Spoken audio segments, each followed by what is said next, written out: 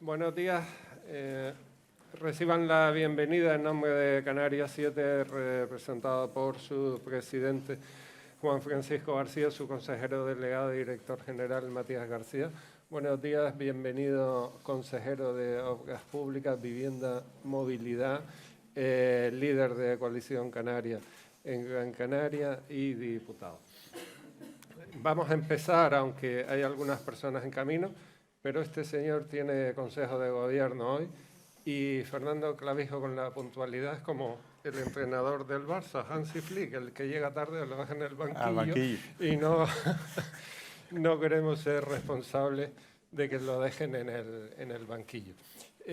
Habíamos titulado esto en un formato similar a otros que hemos tenido conversaciones con el consejero. Ven unas sillas porque después se van a incorporar 3 personas más, porque queremos centrarnos en gran medida en el asunto de la vivienda, que se ha convertido en una de las cuestiones centrales, pero quería yo también, si hay tiempo y si no lo buscamos, abordar alguna otra cuestión que pasan por las manos del consejero. Para empezar con la vivienda, empieza la legislatura con un decreto, el 1/2024, un nuevo decreto para agilización de licencias en este 2025. ¿Por qué había necesidad de esas 2 medidas y por qué por vía de decreto y no proyecto de ley? Muy buenos días a todos y a todas. En primer lugar, pues agradecer a Canarias 7, a su presidente, a todo el equipo de Canarias 7, la invitación nuevamente a este foro, que para mí, como siempre, es un placer. Me siento un poco como en casa, así tengo que decirlo. Así que agradecido de antemano por esta oportunidad.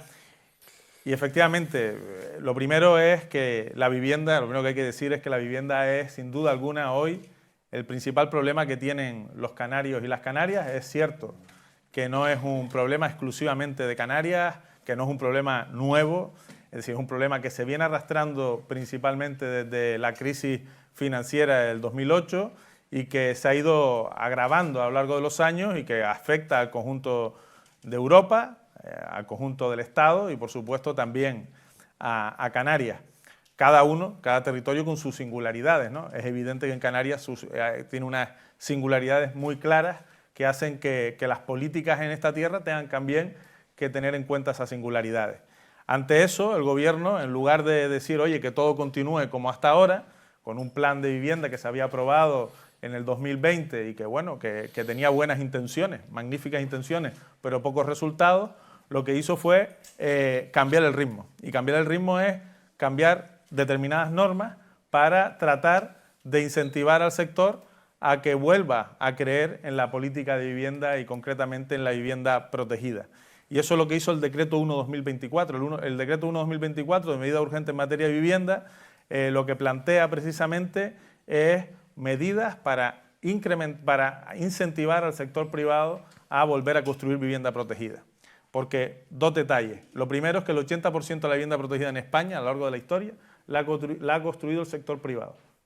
Y lo segundo es que no solamente con construir vivienda pública dábamos respuesta a la emergencia habitacional, por 2 motivos. Primero, no hay administración capaz de generar por sí sola toda la necesidad de producción de viviendas que requiere la ciudadanía. Y segundo, tampoco queremos una sociedad que en el futuro solamente viva en viviendas públicas, ¿no? Es decir, hay que apostar por la vivienda pública para las familias más vulnerables, pero hay que apostar por la vivienda protegida para aquellas familias trabajadoras que no tienen condiciones o no tienen la posibilidad de ir a una vivienda libre. Y eso es lo que ha hecho el Gobierno con buenos resultados en menos de 18 meses. Porque, y termino con esta pregunta para no parecer a quien me dijiste que me iba a parecer, pero me dijo que no me pareciera a quien tú sabes, Francis. Entonces, termino diciendo que el año 2022 el sector privado registró 100 viviendas protegidas en toda Canarias para construir, es decir, fue al ICABI y registró 100, y en el año 2024 más de 2.000 viviendas. Con lo cual hay resultados a corto plazo de que las medidas están teniendo éxito y por eso también, en lugar de proyecto de ley, fueron decretos ley. Yo espero que con el paso del tiempo no se desvelen los WhatsApp que hemos intercambiado. Pues, Bueno. Tenía anotados aquí algunos datos. Según la consejería que diriges, en lo que va de este año 2025, de enero a abril, han desatascado expedientes para más de 900 viviendas, tanto en construcción como en rehabilitación. El Instituto Canario de Vivienda cuenta con un presupuesto de casi 172 millones, que es con el incremento más amplio de la historia de este organismo. El programa de ayuda al alquiler de vivienda, la financiación periodo 2024-2025, 37,4 millones de euros en cifras redondas. El bono de alquiler joven, con un crédito total superior a los 21 millones de euros. ¿Cuánto tiempo tiene que pasar para que las medidas que se han empezado a aplicar desde 2024 sean constatables, para que veamos que esa crisis habitacional deja de existir y que, sobre todo pensando en los jóvenes y quienes consiguen un trabajo, puedan encontrar un piso, una vivienda a un precio asequible? Bueno, dar una fecha concreta, un tiempo concreto de lo que tiene que pasar es muy complicado, teniendo en cuenta que depende de múltiples factores. No hemos hablado porque no queríamos alargarnos más, pero lo cierto es que el diagnóstico del problema de la vivienda es multifactorial, es decir, es por muchas razones, por muchos motivos, y evidentemente la respuesta también tiene que ser a través de muchas acciones diversas. Y algunas van a tener respuesta y resultados a corto plazo y otras a largo plazo. Hay un elemento que está por encima de todo lo que estoy contando y es el incremento poblacional, es decir, la demanda, es decir, la oferta cada vez más reducida de vivienda y una demanda que cada vez se incrementa más, porque si crecemos a 20.000 personas al año, pues evidentemente vamos a tener que incrementar la producción de vivienda de manera exponencial. Piensen que hasta el año 2008 se producían en Canarias hasta 35.000 viviendas al año. En los últimos años, 1.500 viviendas de media al año se han ido produciendo, pero la población ha seguido creciendo a razón de 20.000 personas al año en este último dato registrado. Por lo tanto, no casa, ¿no?, la oferta y la demanda. Si estamos hablando de que hay un problema de oferta y de demanda, pues todavía nos queda producir. Ahí seguramente Salud, en la segunda parte de esto, va a ser más valiente que yo a la hora de dar una cifra de cuántas viviendas hacen falta para dar respuesta a la emergencia habitacional. Pero lo que es cierto es que hay que jugar distintas bazas. La primera, el ICABI, está su director, Antonio Ortega, tiene que apostar por incrementar el parque público de vivienda y es lo que se está haciendo. El año pasado, 2024, se iniciaron la construcción de 1.000 viviendas públicas. Es un dato histórico si lo comparamos con la última década y media, en donde prácticamente se entregaron 30 viviendas o 40 viviendas en 15 años. Por lo tanto, en un año se ha iniciado la construcción de 1.000 viviendas públicas, pero es que lo que llevamos de año hemos iniciado expedientes, contratación, redacción de proyectos por otras 900 viviendas. Es decir, el esfuerzo que se está haciendo es titánico, pero eso no es suficiente. Hace falta que el sector privado vuelva a creer en la posibilidad de construir vivienda protegida, por eso se actualizó el módulo, se crearon una serie de incentivos, ahora en este decreto ley se meten otros incentivos, se aprueba un decreto de agilización de licencia, porque imagínense, tenemos todos los incentivos, pero voy al ayuntamiento a pedir licencia y tardo 2 años. Pues eso retrasa la respuesta a la emergencia habitacional. En definitiva, muchas medidas que algunas están dando resultados ya y otras lo van a ir dando. Lo que está claro es que estamos sentando las bases para dar respuesta a un problema que tiene una magnitud enorme, ¿no? Hay 2 compañeras que también van a hacer preguntas. Silvia Fernández, redactora jefa. Hola, buenos días. Mire, yo le quería preguntar por las zonas tensionadas. El Gobierno de España puso sobre la mesa la semana pasada una partida de 35 millones de euros para las comunidades autónomas que vayan a aplicar estas zonas tensionadas. Quería saber si esto les anima a tomar la iniciativa y luego cómo está el expediente de Las Palmas de Gran Canaria y qué probabilidad tiene de que finalmente se apruebe la zona tensionada. Bueno, 35 millones de euros para toda España no nos anima mucho, la verdad.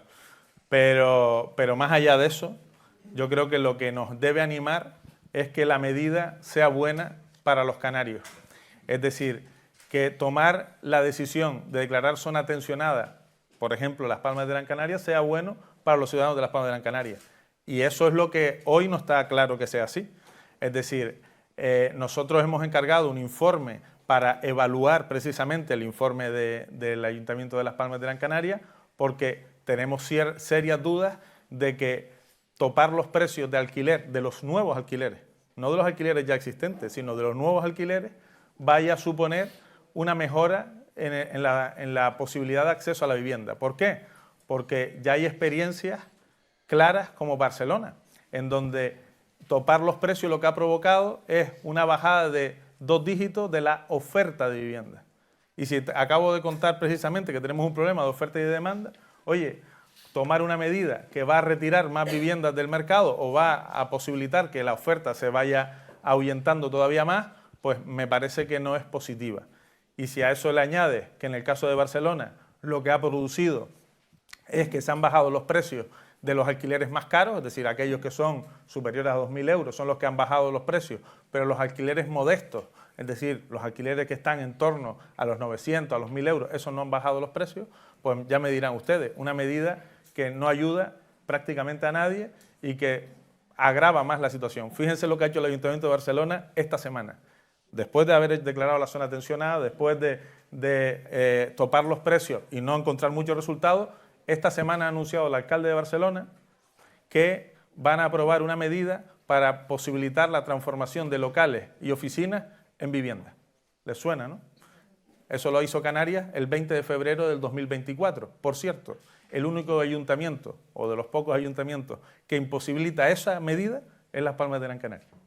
O sea que la probabilidad de que se declare es bajísima a fecha de hoy. La probabilidad va a ser empírica, es decir, si el informe dice que esto no va a reducir la oferta, sino que va a incrementar la oferta y van a bajar los precios y va a haber más posibilidad de acceder a vivienda, hombre, evidentemente lo aprobaríamos, pero a mi modo de ver, mi conocimiento es menor que el que va a firmar el informe, seguro. A día de hoy entiendo que eso no es viable, ni es posible, ni es positivo. Patricia Vidanes. Hola, buenos días. Lo acaba de mencionar usted ahora mismo, el Ayuntamiento de Las Palmas de Gran Canaria pone piedras en el camino, lo va a hacer ahora también con la última medida que la Consejería está intentando sacar adelante en cuanto a los expedientes. A pesar de que se intentó consensuar todo con la FECAN, los grandes ayuntamientos o los ayuntamientos casualmente del PSOE van a dinamitar todas las medidas. ¿Qué opina de todo esto? Casualmente. Bueno, creo que lo primero que hay que decir es que el decreto 325, que es el que estamos, la agilización de la licencia urbanística, fue trabajado, consensuado y además unánimemente apoyado por la Federación Canaria de Municipios. Y además hoy vamos a tener un vicepresidente de la FECAN en la segunda parte, que seguro que va a ser más claro todavía que yo en este aspecto. Es decir, normalmente un decreto ley lo aprueba el Gobierno, no tiene procedimiento, lo aprueba el Gobierno, lo lleva al Consejo de Gobierno con un informe jurídico, va a publicación y entra en vigor y luego se convalida a los 30 días en el Parlamento. Ese es el trámite de un decreto ley porque es una norma de medida urgente con carácter legislativo, con carácter de ley. En este caso hicimos un procedimiento diferente porque la FECAN, meses antes de aprobarlo, tuvo el borrador, presentó alegaciones, se acordaron muchas de esas alegaciones, se incorporaron al documento y por tanto fue mucho más trabajado porque entendíamos que lo que queríamos era aportar una herramienta a los ayuntamientos, que luego los ayuntamientos efectivamente pueden cogerlo o no cogerlo. Pero a mí personalmente me sorprende lo de Las Palmas de Gran Canaria porque las mayores quejas o de las mayores quejas que se tienen por la lentitud de obtención de licencias precisamente en la capital y es precisamente de muchos promotores de vivienda protegida que tardan 2, 3 años en obtener licencias. Lo que ha dicho el ayuntamiento ahora es que ellos van a rechazarlos porque van a dar las licencias en 3 meses. Oye, pues si logran dar las licencias en 3 meses, que lo rechacen. Porque al final me da igual que sea con mi norma, con la norma del que sea, pero si lo que queremos al final, el fin que buscamos, es que se obtengan licencias urbanísticas en corto plazo, en 3 meses, para poder poner viviendas a disposición. Si el método no es el que dice el gobierno, sino el método es el que dice el ayuntamiento, fantástico. Hasta ahora no lo han hecho, pero si a partir de ahora lo van a hacer, estamos encantados. Y después, por otro lado, perdona Paco, estamos hablando de construcción, pero ¿qué hay de las miles de viviendas que actualmente están cerradas? ¿Ha habido movimiento o no? Bueno, ahí hay varias cuestiones. Una es que efectivamente no solo construyendo se da respuesta, entre otras cosas porque tarda más tiempo, ¿no? Es decir, al final construir un edificio menos de 20 meses, 18 meses, de momento no es viable, pero ahí hay varias cuestiones. Lo primero es que este presupuesto del año 25 incluye deducciones fiscales, el IRPF, para aquellas personas que tengan una vivienda vacía y la pongan en el mercado de alquiler. Hasta 1.200 euros en su declaración de la renta, que estamos en la campaña de la renta todavía, de 1.200 euros podrían deducirse por poner su vivienda en el mercado del alquiler.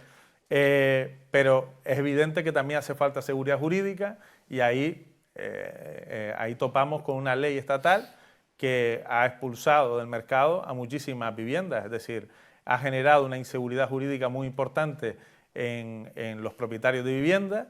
Eso parece que no todo el mundo es consciente de ello, pero nadie pone remedio y entiendo que es uno de los elementos. Nosotros vamos a buscar alternativas para, sin modificar esa ley, que no tenemos capacidad todavía de modificarla nosotros solos, tratar de generar seguridad jurídica a los propietarios.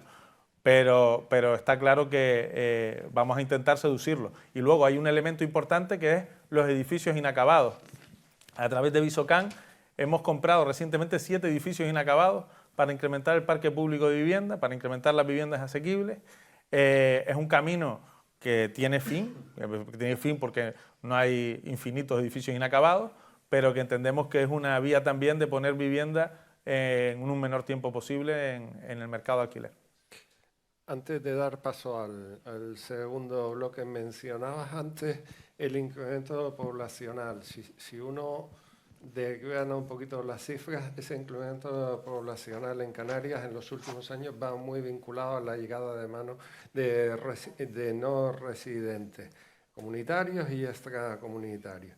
Y vinculado a eso, partidos como Coalición Canaria, ayer mismo Antonio Morales en entrevista en Canarias 7, hablan de una ley de residencia y vinculado a eso también se está hablando de limitar la compra de viviendas por parte de no residentes.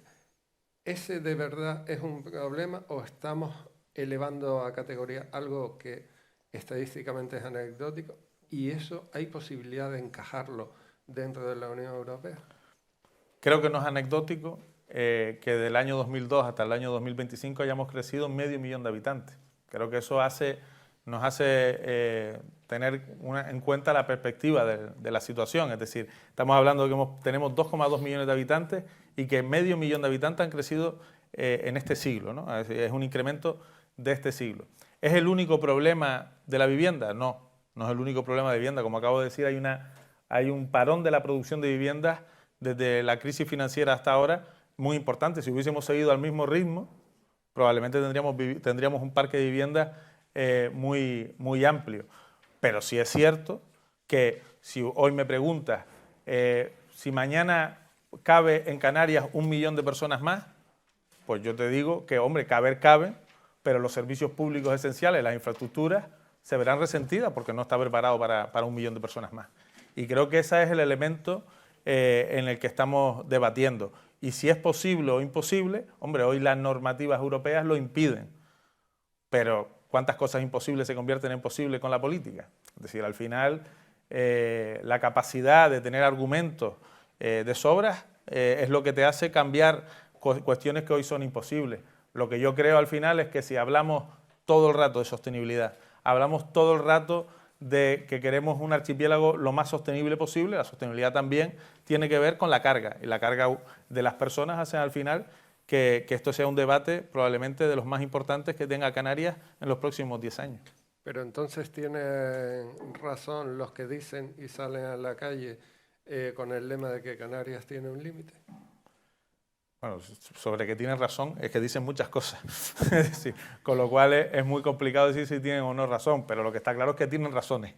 Las razones hay, es decir, vamos a ver, lo que es evidente, la isla de Fuerteventura ha crecido por encima de un 100%, es decir, en los últimos años. Oye, ¿eso es sostenible? Hombre, si los hospitales, las infraestructuras viarias, las infraestructuras de todo tipo, pues crecen y se incrementan a la misma velocidad y eso es sostenible con el territorio, pues es sostenible. Pero es que eso no es así. Y más con un territorio que tenemos un 40% protegido. Es decir, al final hay un límite, está claro que hay un límite. Invito a que nos acompañen a María de la Salud Gil, presidenta de la Asociación de Empresarios, Programadores y Constructores de Las Palmas, Óscar Hernández, alcalde de Agüime, vicepresidente de la FECAN y líder de Primero Canarias, que no se me olvide, y Rafael Tarajano, presidente de la Asociación de Empresas de Gestión Inmobiliaria. Muy buenas, buenas. A los tres y sin mayor protocolo, después de las medidas aprobadas por el Gobierno en lo que va de legislatura, esos dos decretos, el 1.24 y el 3.25, y aquí están sentados tres agentes o tres patas, si me permiten la expresión, importante para dar solución a la crisis habitacional. ¿Cuenta Canarias con mejores elementos para afrontar ese desafío? Yo no tengo, primero, buenos días, no tengo ninguna duda, ya lo decía el consejero antes, y el ejemplo que si después hay oportunidad de plantear de lo que hemos hecho en Agüime es precisamente la puesta en práctica de esos dos decretos, 1.24 y 3.25. Creo que además no solo coincido, bueno, ratifico lo que decía el consejero en relación a la FECAN, como vicepresidente primero de la FECAN, hemos aportado sugerencias técnicas para agilizar no solo los trámites, sino esa mayor disponibilidad de suelo. Y además tampoco es muy habitual, lo digo como municipalista convencido, que se nos consulte a los ayuntamientos para buscar soluciones, porque estamos más acostumbrados, desgraciadamente, a que se preparen normas aisladas del municipalismo que nos den más carga de trabajo, más responsabilidades y siempre sin recursos. Por lo tanto, esas dos herramientas para nosotros no solo tienen el visto bueno de la FECAN, sino además que tienen un componente importante y es la voluntariedad de aplicarlas. O sea, deja en última instancia en los propios ayuntamientos que seamos los que decidamos si la usamos o no la usamos. Por lo tanto, es una capacidad de maniobra enorme y si quieren después más tarde entramos a concretar específicamente, porque lo hemos trabajado, lo conoce Salud Gil, porque lo hemos trabajado también con la Asociación de Constructores, la experiencia que planteamos que se publica hoy, si no el miércoles, en Agüime, como un dato concreto. Bueno, buenos días a todos. Contextualizando, a mí sí que me gustaría primero reivindicar el papel que nuestra organización ha jugado en la evangelización muy larga en el tiempo, durante muchísimos años, en relación a la necesidad de que la iniciativa privada formara parte de las políticas activas de vivienda como única solución posible para resolver el problema de emergencia habitacional. De lo contrario, el problema no se va a resolver. A partir de ahí, evidentemente, estamos en un contexto absolutamente diferente. Tenemos dos normas legales, aunque una de ellas va a pasar como proyecto de ley por el Parlamento, y hay una modificación de la ley del suelo en la que nosotros también estamos reivindicando algunas cuestiones. Por tanto, hay un escenario normativo posible, pero hay dos cuestiones que resolver: la burocracia y los presupuestos. O sea, en tercer lugar, los números tienen que salir. Si los números no salen, es absolutamente inviable. La iniciativa privada ha mostrado con creces, ya lo ha citado el consejero, su capacidad. Es decir, frente a 100 hemos pasado a 2.000. Hace muy poco, un concurso público, uno de la empresa pública Visocan y otro del Instituto Canario de la Vivienda, promovía con un presupuesto determinado, que luego el consejero implementó, unas 200 viviendas, la adquisición de unas 200 viviendas en el mercado que la iniciativa privada había adquirido para terminarlas y venderlas al gobierno, en este caso a la empresa pública Visocan. Pues frente a 200 presentadas, nosotras ofertamos 800. Esto quiere decir que la iniciativa pública está comprometida con lo que se está hablando aquí y que a partir de ahora hay que matizar. Ya si tenemos oportunidad lo hacemos, de cómo podemos seguir caminando, porque la resistencia municipal puede ser un problema. Bien, gracias por la invitación. Yo creo que hay varias cosas, además creo que prácticamente voy a resumir lo que han dicho todos los demás. La vivienda es un problema, eso está claro. Yo veo, ayer repasaba las notas de lo que hemos pedido desde nuestra asociación reiteradamente, con esta administración, con anteriores, y veo que hay una afinidad, es decir, las medidas que se están aprobando, que se han aprobado los 2 decretos, tienen que ver con la solución, con lo que nosotros prevíamos que es la solución, creo que salud también más o menos coincide. Entonces, por lo tanto, ahí creo que hay que reconocer la voluntad de la Administración para resolver el problema, pero creo que al final el resultado va a ser empírico, como decían antes, ¿no? Canarias está a la cola en el número de visados de obra nueva que se presentan cada año. De hecho, en 2024 se presentaron menos que en 2023, lo que es un dato un poco esperanzador. Entonces, empíricamente, si terminamos 2025 y resulta que hay presentado entre 5 y 10.000 visados de obra nueva, podríamos decir que las normas sí están funcionando, ¿no? Están dando sus resultados. Si seguimos con el volumen de 2.500, 3.000 visados, no. Quien va a la cabeza en visados es Andalucía, con casi 3,5 visados por cada 1.000 habitantes, y Canarias está en 1,60 en el penúltimo lugar. Entonces, por lo tanto, ¿eso con qué confronta para mí? Es una de las cosas que más me asombra. Los bancos tienen dinero, los promotores tienen dinero, o sea, hay una capacidad económica como nunca en Canarias, la administración tiene dinero, pero sin embargo no se acelera con la suficiente velocidad. Así que, por lo tanto, yo creo que hay un reto, y hasta finales de 2025 que tengamos datos de los visados no podemos saber si realmente las medidas están funcionando de forma empírica. El cuello de botella, y miro para Óscar, está realmente en los ayuntamientos, porque el gobierno, aquí al final, sus competencias pasan, corríjame si no, consejero, por yo facilito las reglas del juego, puedo quitar carga burocrática, pero al final las licencias pasan por los ayuntamientos. Y como espectador, a veces uno se queda con la impresión de que cuanto mayor es el ayuntamiento, no sé por qué, más lento es el trámite. Incluso hablando, y no señalo a ninguno, con ayuntamientos que incluso en algunos momentos crearon sociedades para agilizar los trámites, pero ni así. A ver, yo puedo hablar de mi libro. A ver, a Güímez tuvimos momentos determinados por la propia evolución de la jubilación del anterior jefe de la unidad urbanística, la incorporación de lo nuevo, pero nosotros no tenemos una ralentización en el trámite de las licencias.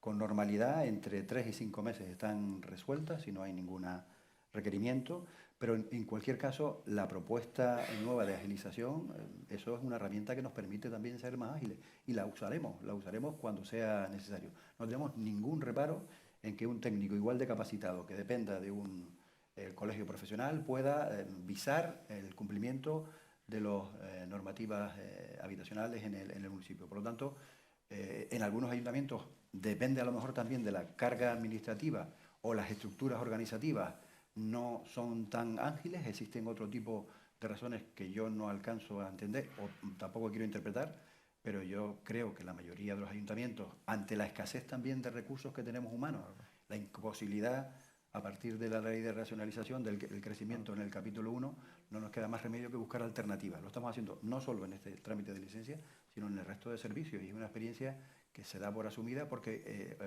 las condiciones o la demanda ciudadana te exige que busques fórmulas que quepan dentro del presupuesto, pero que al mismo tiempo tengan ese respaldo legal. No sé si el consejero, que también estuviste en una administración local. Y llevando urbanismo. Es que probablemente si las oficinas técnicas de todos los ayuntamientos estuviesen bien dotadas como deberían, a lo mejor esta norma no hubiese sido necesaria, o sí, pero sería menos usada probablemente por la mayoría de los ayuntamientos. Hoy es una necesidad de la mayoría de los ayuntamientos. En las reuniones de la FECAN, la gran mayoría de los ayuntamientos nos han pedido, por favor, sácanla pronto para poder agilizar las oficinas, porque al final tienen una cola de gente en sus ayuntamientos esperando licencia desde hace mucho tiempo. y la voluntad del alcalde o de la alcaldesa es, oye, que se dé la licencia cuanto antes, pero no tienen capacidad para hacerlo.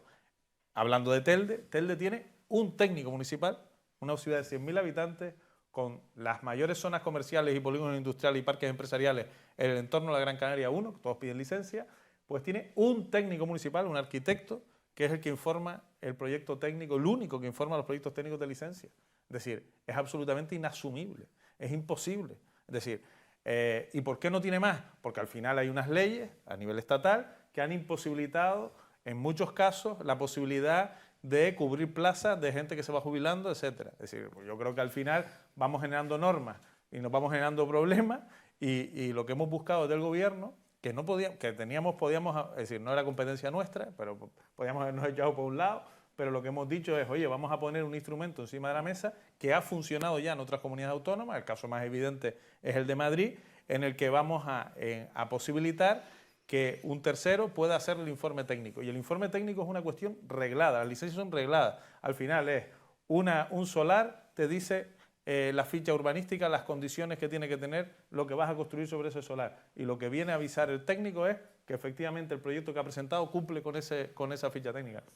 A veces pensamos que es una cosa mucho más, más difícil o más especial, no digo que sea fácil, pero es tan sencillo como validar que el proyecto presentado por un técnico cualificado, visado en el colegio, etcétera, cumple con la norma urbanística que está aprobada para ese solar. Eso es básicamente el informe técnico con algunos matices.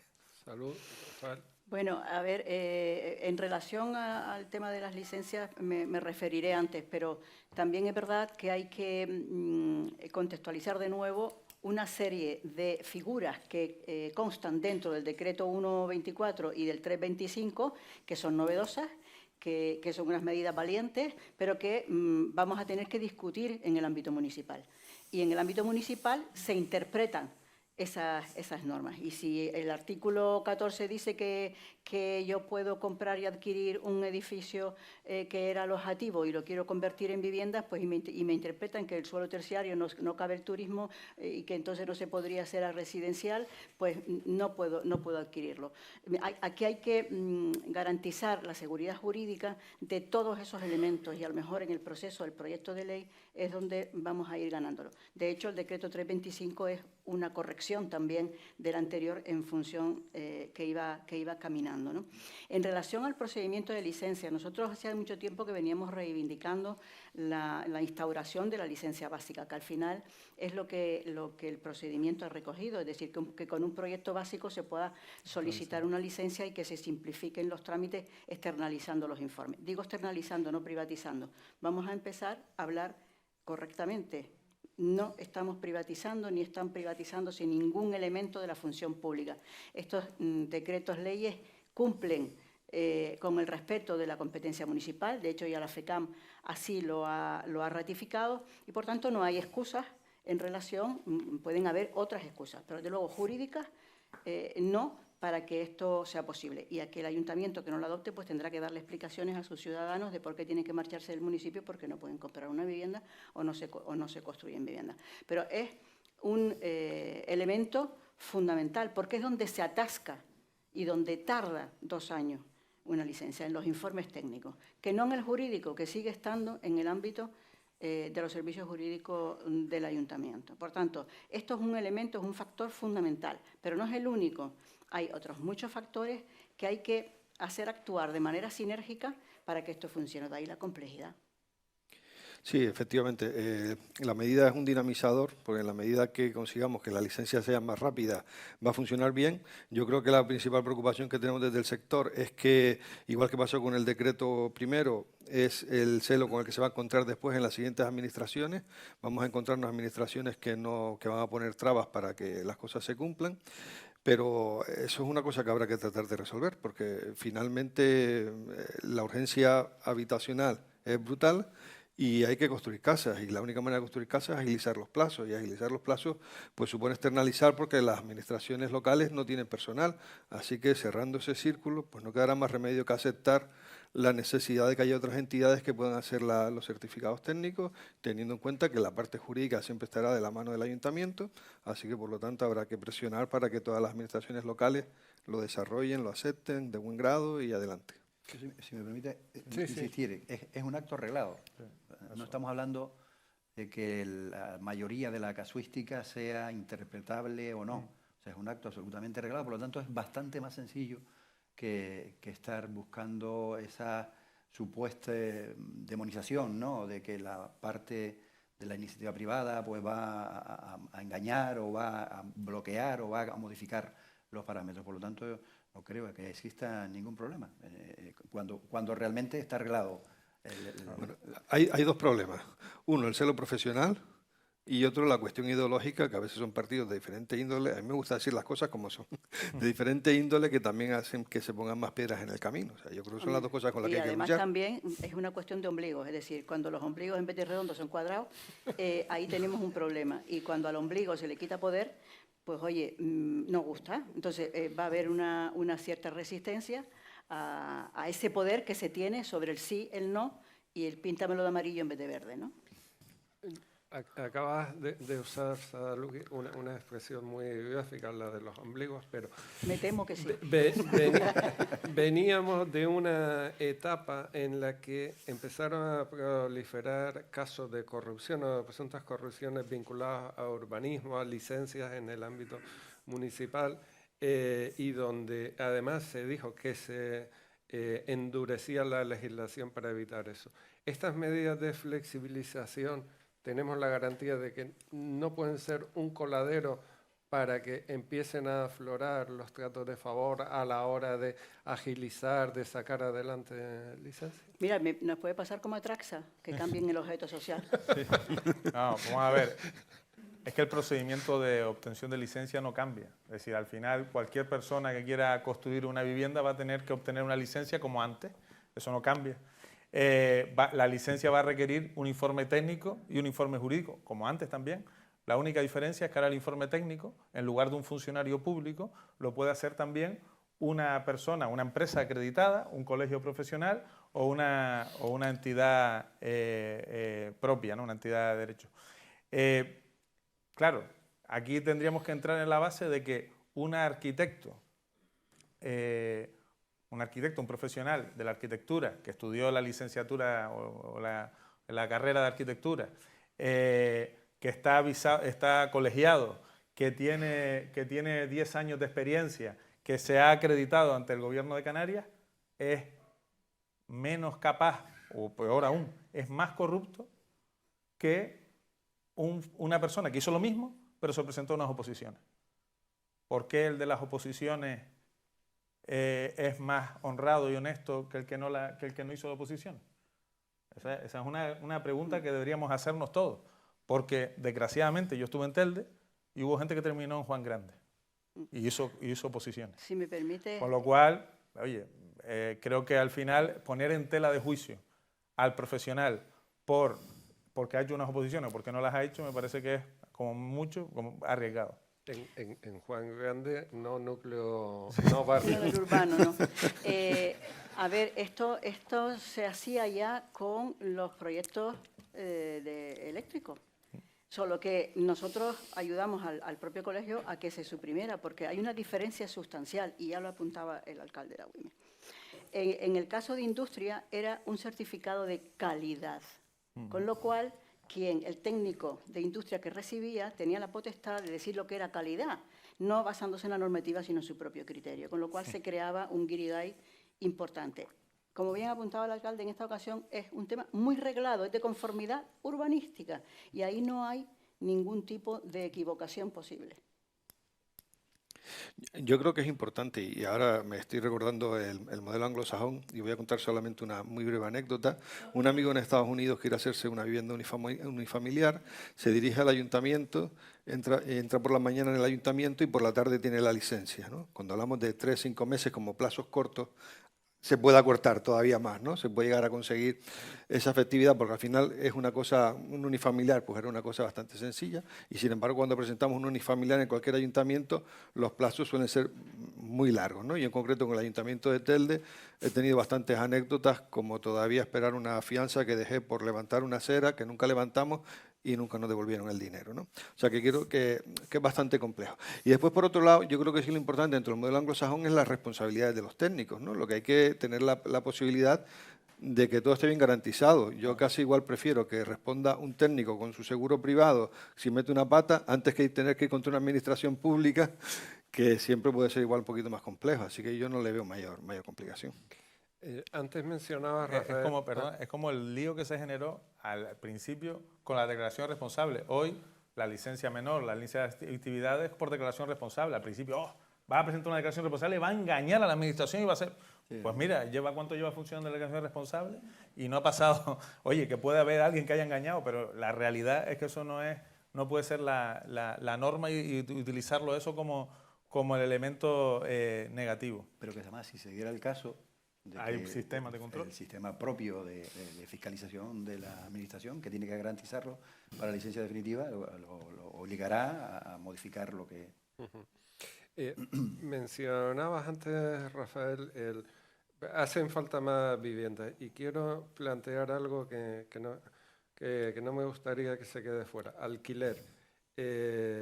Cuando uno escucha, sobre todo medios de comunicación de ámbito nacional, ayer, por ejemplo, viendo los informativos de Antena 3, se incidía en que la ley estatal, que también afecta, porque el margen de maniobra del Gobierno de Canarias es el que está llevando a muchos propietarios a ir al alquiler con una finalidad turística. ¿Hace falta también cambiar la ley estatal o hace falta ya en esta España descentralizada reclamar unas leyes que pinten unos marcos muy generales? Porque después la casuística de cada región, y en el caso de Canarias el hecho insular, obliga a que el margen de maniobra autonómico sea mayor. Bueno, primero, creo que a todos nos cabe en la cabeza que cuando se aprobó la ley general se hablaba de invasión de competencias, ¿no? Entonces yo no soy jurista, pero yo creo que teniendo en cuenta que son competencias trasladadas a las autonomías, pues yo creo que posiblemente sí lo hay. Yo creo que más una cuestión de que quien legisla es lo mal que legisla. Francamente, o sea, a mí me da igual de dónde venga la legislación, pero si la legislación es positiva y hace que todos los instrumentos que hay por debajo las transpongan de una manera sencilla y además y sea útil, no hay problema. La mal llamada ley de vivienda es la ley de no vivienda. O sea, esa ley es un auténtico desastre. O sea, no se podía hacer peor. Claro, si tú cargas una ley de ideología y te abstraes de los informes técnicos, pues suele salir eso. Y perdón que sea así de claro con el tema de la ley. Tenemos un informe interno en la Federación a nivel nacional que habla que en algunas zonas el mercado del alquiler se ha retraído un 50% del alquiler residencial. A mí me parece un dato demasiado grande, pero la realidad es que hay una enorme retracción de viviendas del mercado del alquiler por culpa de esta ley. No hay otro culpable. O sea, ¿hay que construir? Sí. Pero ¿por qué lo que ya está construido está desapareciendo del mercado del alquiler? Yo lo decía el otro día. Dice, es que las viviendas ocupadas son pocas. Es que la gente que deja de pagar el alquiler es poco. Digo, sí, hombre, claro, realmente es una lotería. Ahora, como te toque el premio gordo, te va a tocar, o sea, lo vas a tener que padecer. Entonces, yo creo que aquí la ley a nivel estatal, tal y como se ven las cosas, creo que no va a cambiar. Así que, por lo tanto, la patata caliente queda en la administración autonómica, que es la que tiene que buscar la manera de parchear los efectos negativos. Y parchear los efectos negativos, que hemos comentado algunas veces, pasa porque alguien tiene que pagar la fiesta. Es decir, no puede ser que el propietario particular sea quien tenga que cargar con la responsabilidad social de una familia. Eso no se puede hacer, o sea, en ninguna cabeza cabe. La responsabilidad de una familia vulnerable recae sobre el conjunto de la sociedad, no sobre un propietario particular. Entonces, por lo tanto, la administración autonómica tendrá que buscar los mecanismos suficientes para que haya confianza en el mercado y las viviendas salgan de nuevo al mercado y no se dediquen a otros usos como está sucediendo. Salud. Confianza y dinero. Confianza, sí, totalmente. A ver, está claro que el problema de la emergencia habitacional, que de hecho todavía seguimos siendo la única comunidad autónoma que la ha declarado así, en ningún sitio del territorio español, se ha abordado el problema, es un problema de oferta, eso está más claro que el agua. La oferta tiene que venir solo de construcción, ¿no? Ya hemos dicho que hay un marco normativo que nos permite poner suelo a disposición cambiando los usos y cambiando también los usos del terciario. También está la posibilidad de adquirir edificios inconclusos en el mercado o bien cederlos en arrendamiento a la empresa pública Visocan, utilizando la Reserva de Inversiones de Canarias, por cierto, que está en el Congreso en este momento, la posibilidad de resolver gran parte del problema de financiación, porque hay que decir que la banca no presta para vivienda protegida, por eso no lo dice nadie, pero es que no hay financiación para la vivienda protegida en alquiler, sino en venta, y aquí la tendencia evidentemente es al alquiler. Entonces, hay que pensar que ahora mismo hay un déficit de unas 50.000 viviendas, teniendo en cuenta lo que ha crecido la población, que bajó la demanda de vivienda en la época del COVID y por eso medio se equilibró, pero de aquí a los próximos 11 años vamos a necesitar 150.000 viviendas porque se van a crear 150.000 hogares. Y hay que pensar que los hogares ya no se crean con una familia solamente, se crean con nómadas, se crean con la movilidad geográfica de los trabajadores, que ahora mismo tenemos un problema gordísimo con la disfunción entre oferta y demanda de mano de obra y no hay viviendas para que eso sea posible y, en definitiva, también para las familias con carácter general. Por tanto, o empezamos a construir una media de 12.000 viviendas al año, y ya dijo el consejero lo que estábamos construyendo, o no se resuelve el problema. Y repito, para eso hace falta presupuesto, hace falta la RIC que estamos dispuestos a aportar si se resuelve el tema del Congreso, y hace falta que la burocracia pueda ser aniquilada de alguna forma y la seguridad jurídica esté presente. Yo creo que lo propio es buscar esa fórmula público-privada, que es la única manera de organizarlo. Las administraciones públicas no tenemos la capacidad resolutiva por la multitud de normas que nos hacen muchísimas veces poco ágiles para resolver solos la situación. Es verdad que las normas permiten, desde el ámbito local en este caso, poner a disposición suelos que antes no podían utilizarse, por lo tanto ya estamos poniendo una herramienta sobre la mesa que va a permitir modificarlo, y tampoco tenemos la capacidad en el desarrollo futuro, y lo sabe el director general de vivienda, de que muchísimas veces la gestión de esos alquileres a precio tasado, este tipo de formato de vivienda para el sector con más necesidades, vivienda pública, tampoco somos capaces de tener el control del desarrollo de esos alquileres durante el tiempo. Por lo tanto, en esa fórmula pública-privada, las empresas evidentemente tienen que ganar dinero, no son una ONG, tienen esa naturaleza y no solo de generar empleo, sino de generar riqueza, también de generar economía, y al mismo tiempo desde la administración pública buscar, aportar las medidas necesarias para que exista ese equilibrio necesario que satisfaga a ambas partes. ¿Puedo apuntar algo, Paco? Sí. A ver, esto que comenta el alcalde de Agüimes es importante porque evidentemente la iniciativa privada está dispuesta y disponible, pero como dije antes, los números tienen que salir. Y hay que, cuando se habla de la vivienda pública o de la promoción pública, hay que empezar a matizar, porque también eso hicimos las alegaciones, hay que empezar a matizar que la iniciativa pública puede hacer promoción privada. Y esto que parece una tontería, no lo es, porque si la promoción es pública, quien la tiene que pagar es el organismo público. Si es de iniciativa pública, pero de promoción privada, los empresarios estamos dispuestos a poner dinero en las condiciones adecuadas. Y les aseguro que no son en absoluto las mismas condiciones que las de una renta libre. Somos conscientes de que dentro de nuestro ideario como empresarios tenemos la obligación de entender que nuestro sector tiene bastante que ver con el bienestar social y que tiene que haber un compromiso con las viviendas a precios asequibles, en la incentivada, que no hemos hablado de eso, sí, y evidentemente en las protegidas. Sí. Yo creo que Salud y Óscar han hecho una introducción de algo que se genera mucho debate porque la gente, como es normal, confunde los términos, ¿no? Por un lado, me gustaría decir que ahora mismo registrados en el registro de demandantes de vivienda del ICABI hay en torno a unos 27.000, 28.000 ciudadanos. Es una cifra importante de personas que se han registrado para ser demandantes de vivienda. De esos 28.000 registrados, un tercio aproximadamente lo que demanda es una vivienda pública. Que las viviendas públicas, que son las de promoción pública, son viviendas que están destinadas a las familias más vulnerables, a las personas que más difícil tienen poder acceder a una vivienda. Estamos hablando de personas que tienen unos ingresos inferiores a 1,5 veces el IPREM. Eso es vivienda pública. Luego, antes dije que habíamos incrementado el número de registros de vivienda protegida, que es lo que tradicionalmente ha realizado, el 80% del mismo, el sector privado.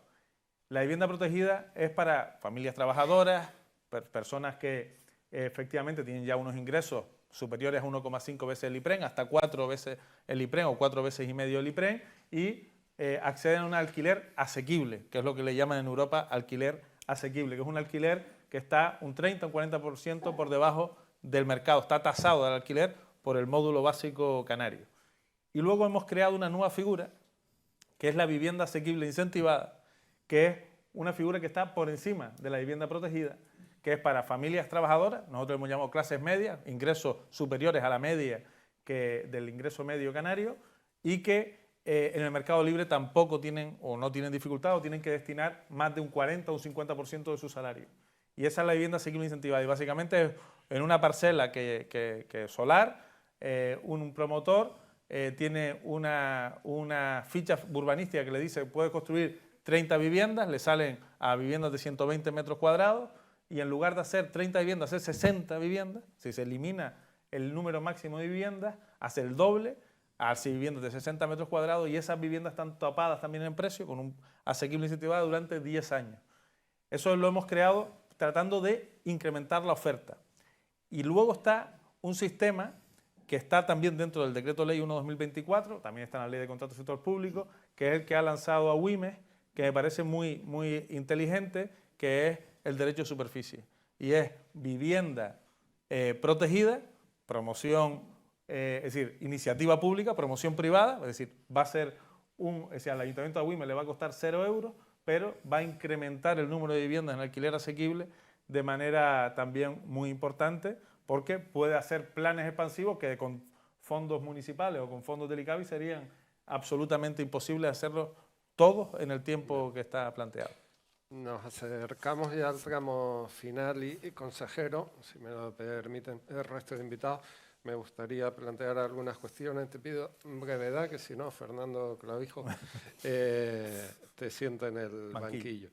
Y como he visto algunos de los asistentes, pues quería tocar algunos palos que tienen que ver con tus muchas competencias. Carreteras, movilidad.